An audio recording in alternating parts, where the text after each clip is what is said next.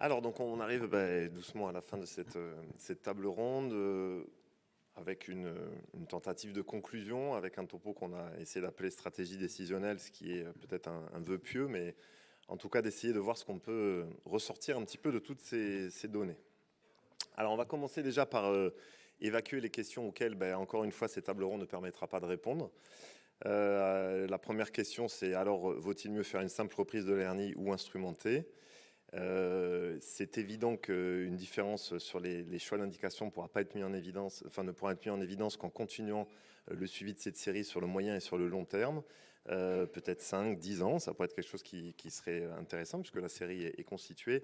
Avec un an de recul, c'est évident qu'on ne peut pas avoir la supériorité d'une instrumentation qui a pour but de donner des résultats plus tard. Ce qu'on peut dire quand même sur cette série, à un an post-op, c'est que les patients instrumentés sont globalement aussi satisfaits que ceux opérés d'une simple reprise de hernie et que le taux de complication est identique. Alors après, je vous laisse conclure de ça. Et il y en a qui vont dire, du coup, quel est l'intérêt d'instrumenter si la série montre qu'il n'y a pas de supériorité alors qu'on a un geste qui est quand même beaucoup plus agressif.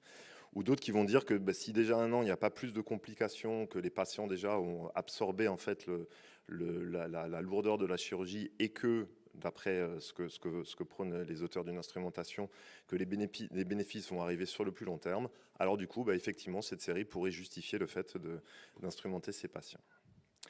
La deuxième question auquel on ne va pas répondre, c'est de savoir s'il vaut mieux instrumenter par devant, par derrière, avec une instrumentation dynamique, une prothèse, une arthrodèse. C'est évident, comme l'a montré Olivier au début, c'est là où une méta-analyse exhaustive de la littérature ne permet pas le début d'une réponse. Notre série n'a pas pu non plus mettre en évidence de preuves scientifiques sur la supériorité d'une technique sur l'autre. Ce qu'on peut dire tout de même sur la série, c'est que la plupart des centres ont une technique privilégiée d'instrumentation, qu'on peut appeler une école de chirurgie, avec au final tous les centres qui font bien ce qu'ils font, donc peu de complications dans cette indication pour récidive de hernie discale, et des résultats qui sont tous globalement satisfaisants à un an. Alors, ce qu'on a tout de même réussi un peu à mettre en évidence, déjà, c'est que la stratégie chirurgicale de reprise de hernie n'est pas uniquement une affaire d'école, de type, chez tout le monde, à la première récidive, j'enlève la hernie, et où à la deuxième, j'instrumente, puisqu'on a vu et on a bien montré qu'il y a des variations intracentres, dans le même centre de chirurgiens qui appliquent des critères décisionnels pour savoir qui c'est qui vont libérer et qui c'est qui vont instrumenter. Donc, c'est vrai dans les centres de l'étude, c'est vrai dans ce qu'on a montré ici, et c'est vrai dans l'étude qu'a montré Bertrand sur les différents pays. Il y a quand même un biais dans notre étude, bien sûr, c'est qu'on a pris un panel de centres référents limité pour avoir plus d'homogénéité dans le recueil des données, mais du coup, c'est pas mal de gros centres qui ne reflètent pas forcément la diversité des pratiques sur l'ensemble du territoire. Il faut en tenir compte, mais voilà. La deuxième chose qu'on a aussi un petit peu réussi à mettre en évidence, c'est que il se dessine quand même un peu, si on veut chercher les critères patients spécifiques, dans cette population très large de récidives de hernie discale, on peut un peu les diviser en deux sous-groupes. Des patients qui auraient plutôt un conflit disco-radiculaire prédominant et des patients qui ont plutôt une pathologie mécanique lombaire prédominante. On a montré quand même dans la série que l'appartenance du patient à un groupe ou l'autre est un facteur statistiquement associé au choix d'instrumenter ou non sa chirurgie de récidive de hernie discale. Si on doit définir un petit peu plus donc les deux groupes qu'on a essayé de cerner avec des preuves statistiques, d'un côté le groupe du conflit disco-radiculaire prédominant avec une symptomatologie qui est plutôt sciatalgique, avec un trajet radiculaire complet, par opposition aux patients qui ont plutôt une pathologie mécanique lombaire prédominante, qui a une forte composante lombalgique et un trajet plutôt incomplet. En termes d'imagerie, d'un côté des lésions, pas de lésions mécaniques, de l'autre côté, discopathie modique, une instabilité lésionnelle. Et sur l'histoire clinique de la maladie, d'un côté plutôt des patients qui ont eu une première opération dans laquelle ils étaient plutôt satisfaits, qui ont eu un délai important entre l'opération et la récidive de la hernie et une reprise de symptômes plutôt plus récente. Ceux-là, c'est plutôt ceux chez qui les chirurgiens ont globalement choisi de décomprimer. Et de l'autre côté, des patients qui ont plutôt lombalgie chronique, donc des lombalgies plus de 6 mois, des arrêts maladie plus de 6 mois, plusieurs récidives et plutôt une faible satisfaction de la première chirurgie de la hernie, ce qui peut sous-entendre que déjà la maladie peut-être était déjà présente puisque statistiquement la simple décompression la première fois n'avait pas aussi bien marché que dans l'autre groupe. Alors du coup, en takeaway message, on va essayer de faire simple, mais de quand même retenir un peu la base. Peut-être que c'est évident, mais c'est bien aussi de le rappeler, de le montrer en chiffres. En fait, il y aura 2 points. Le premier point, c'est que peut-être ça vaut le coup de rechercher systématiquement une composante lombalgique à l'interrogatoire devant un cas de récidive de hernie discale. On a montré que dans tous les scores cliniques un peu compliqués, en fait, une simple EVA lombaire et radiculaire, c'était au final la façon la plus discriminante. Ça a été la façon la plus discriminante de classer le patient d'un côté ou de l'autre. Et donc qui peut peut-être permettre d'arbitrer pour une décompression, pour une instrumentation. Et la deuxième, c'est sur l'imagerie, peut-être de dire qu'il faut rechercher systématiquement une lésion mécanique à l'imagerie, c'est-à-dire que devant ces 2 images de hernie discale, de récidive de hernie, qui sont plus ou moins comparables, avec sur ces coupes axiales des conflits disco-radiculaires à peu près comparables, mais que tant qu'on n'a pas regardé au minimum les coupes sagittales, ou peut-être plus d'images radiographiques, des hausses, de travail d'équilibre sagittal, mais en tout cas d'une notion de replacer un peu la pathologie dans sa globalité, on pourra peut-être passer à côté qu'il y a peut-être en fait 2 patients différents avec deux types de pathologies différentes.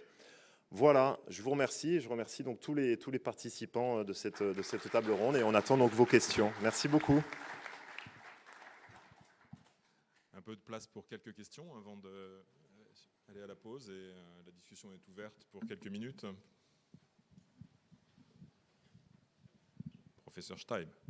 Moi, je tenais à vous féliciter parce que finalement, le bon sens triomphe. Il n'y a pas grand-chose d'autre à dire. C'était notre idée aussi.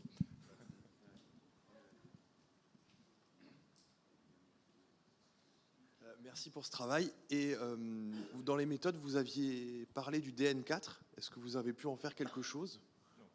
Non. Il n'y a pas de différence. Pas de différence du tout. Ok, merci.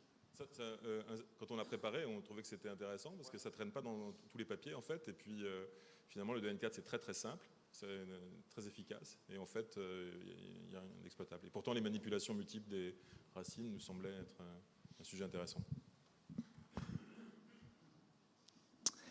Alors très sincèrement, super table ronde, bravo. C'était un très beau boulot et très bien présenté.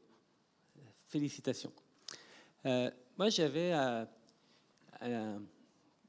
détail à soumettre à nos collègues, c'est le discours qu'on tient aux patients.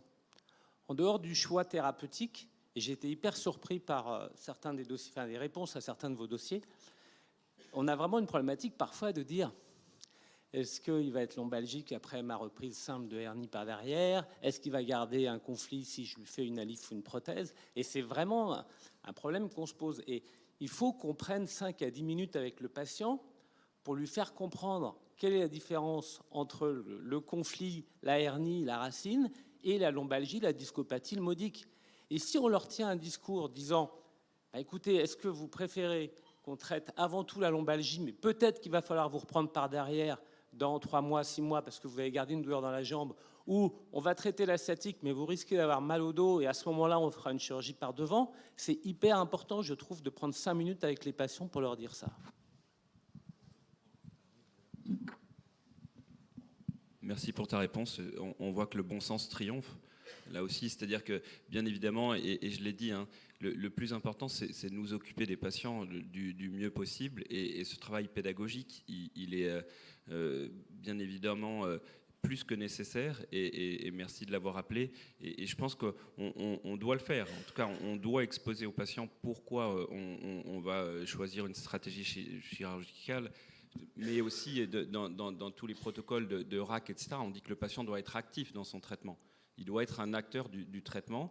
Et dans la décision chirurgicale, il paraît évident que le temps de prendre de l'explication et d'expliquer au patient pourquoi il va bénéficier d'un traitement chirurgical, c'est comme ça qu'on n'entendra plus des gens qui ont dit « j'ai subi telle opération plus tard ». Ouais, non, moi je suis 100% d'accord avec ce que vous avez dit. Et effectivement, c'est un peu ça qu'on a mis un peu dans les conclusions, mais c'est qu'il y a peut-être d'un côté la notion de lombalgie chronique, de l'autre côté la notion d'une récidive de sciatique récente, et de proposer le choix au patient de dire si on va plutôt trouver une solution qui est plus sur le conflit disco-radiculaire, plus sur cette algie, ou de lui proposer d'estimer lui-même quelle quantité de lombalgie il a, quel degré d'invalidité il a, et s'il cherche une solution qui sera certes un petit peu plus lourde, mais qui lui permettra peut-être d'avoir une réponse à sa problématique s'il juge qu'elle est chronique. C'est intéressant, et moi, personnellement, c'est comme ça que je fais, que je propose à mes patients. Et c'est vrai qu'il y a peut-être 50-50, quoi, des gens qui, en fait, vont estimer que leur lombalgie, elles ne sont pas si importantes que ça, et qui veulent une solution simple où on va juste décomprimer et enlever la sciatique. Ou des gens qui vont dire, bah ouais, effectivement, ça fait des années, moi, que je cherche des problèmes pour mes lombalgies, et ma sciatique, c'est juste la cerise sur le gâteau, c'est la fin de mon histoire, mais je ne veux pas que ça. Et moi, je le présente comme ça, et les patients, ils participent vraiment, et ils comprennent très bien ce choix quand on leur formule comme ça. Ouais.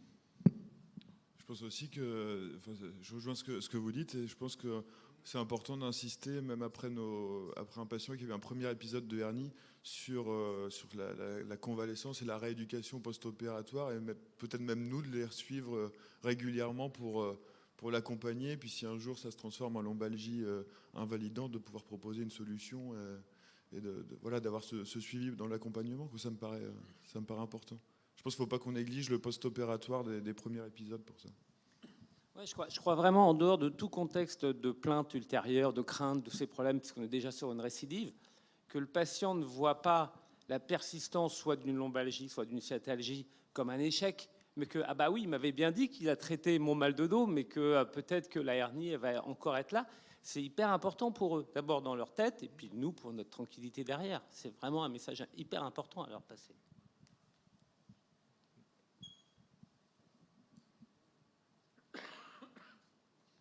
Alors, merci beaucoup pour cette communication. C'est vrai que c'est hyper intéressant. Mais je pense que l'ensemble de ces débats peut conclure aussi que c'est important aussi au niveau de la déontologie. Pourquoi ? Parce qu'en fin de compte, il y a une hétérogénéité importante, ce qu'on a vu aussi bien au niveau international qu'au niveau en France. Et je pense que chaque chirurgien a des techniques qu'il maîtrise, ce qu'on voit par rapport à la voie antérieure, la voie postérieure, l'indication opératoire. Et je pense qu'il y a une influence indépendamment du fait de vraiment comprendre d'abord pour le patient quelle est l'origine et la plainte principale de la douleur. Donc, est-ce qu'elle est d'origine radiculaire ou est-ce qu'il y a une composante mécanique lombaire qui est prédominante par rapport à la pathologie radiculaire? Mais quand on propose une intervention chirurgicale, je pense qu'entre nous, comme il y a une hétérogénéité importante dans l'indication opératoire, dans la technique opératoire, on voit qu'il faut accepter, chacun d'entre nous, que chaque chirurgien a sa méthode. Et la meilleure méthode, c'est celle qui maîtrise le mieux par rapport à son expérience personnelle, par rapport aussi à l'école, à son voilà. Donc je pense qu'il y a ça aussi qui est important à voir parce que les patients ils circulent et peut-être que... Alors, oui et non. Enfin, oui, bien sûr. Ce que je veux dire par là, c'est que en fait, c'est pas les mêmes patients. Et nous, c'est des maladies. Moi, Olivier Hamel, lorsqu'on avait fait une tentative de cette première table ronde, on avait fait à la Société française de neurochirurgie l'année dernière, faisait la comparaison avec les méningiomes. C'est pas du tout pareil. Il y a un méningiome de la convexité ou un gros méningiome de la base du crâne. Et tu fais pas la même chirurgie, c'est pas les mêmes risques. Et finalement, on le voyait finalement dès les proms pré-op que Amandine a montré. En fait, dès le départ, c'était biaisé parce qu'il y a des gens qui ont mal dans la jambe et il y a des gens qui ont mal au dos. Et ils n'ont pas la même imagerie et c'est pas forcément les mêmes maladies. Donc encore une fois, tu peux pas. Je suis désolé, mais dire moi, on a eu des témoignages très drôles de chirurgiens dans les 150 connus en disant moi, toutes les premières récidives, je ne fais jamais d'arthrodèse. Et le mec, il l'écrit. Et puis on a vu des gens qui font que sur toute leur série 100% de voie postérieure et contraire. Donc en fait, moi, ce que je trouve, c'était un écho de nombreuses tables rondes ou communications qu'on a eues ces dernières années. Ce qui est désolant, c'est d'être le chirurgien d'une technique et d'imposer aux patients. Tu avais une phrase, je ne sais plus ce que tu as dit, mais pour moi, je suis complètement d'accord. Tu ne vas pas imposer ta chirurgie au patient, tu vas offrir au patient la chirurgie qu'il lui faut. Et si tu ne sais pas faire les voies antérieures, il faut que quelqu'un dans ton équipe puisse les faire. Et s'il y a besoin d'une voie postérieure avec un néo, c'est une chirurgie instrumentée longue, il faut lui faire. Et il ne faut pas lui faire ce que toi tu sais faire. Je suis désolé, il faut lui faire ce que lui, il a besoin. Et si tu ne sais pas le faire, enfin, pas toi, c'est pas un tu de désignation, c'est un tu de narration. Si tu ne sais pas le faire, fais-le faire par quelqu'un avec qui tu bosses, quoi. Moi, je trouve. En 2022. Et être le chirurgien d'une chirurgie, c'est un désespoir aussi philosophique. Et bien justement, c'est ça que je voulais insister, c'est qu'en fin de compte, c'est vrai que quand tu es limité dans ta technique, que tu peux pas, par exemple, tu maîtrises pas bien la voie intérieure, à ce moment-là, c'est pour ça que je parle de déontologie, à ce moment-là, tu passes la main à quelqu'un d'autre. Et ce que je veux dire, c'est que c'est pas pour dire j'impose ma technique, c'est qu'en fin de compte... par exemple, pour une classique, quand on décide de faire une arthrodèse, que ce soit par voie antérieure ou par voie postérieure, si tu la maîtrises bien, pour le même cas clinique et que tu sais que tu peux avoir un bon résultat, les deux peuvent être très bien et avoir un excellent résultat. Tu vois ce que je veux dire? Je ne parle pas de l'indication opératoire, mais quand c'est la même indication opératoire et uniquement la méthode technique, quoi. Donc,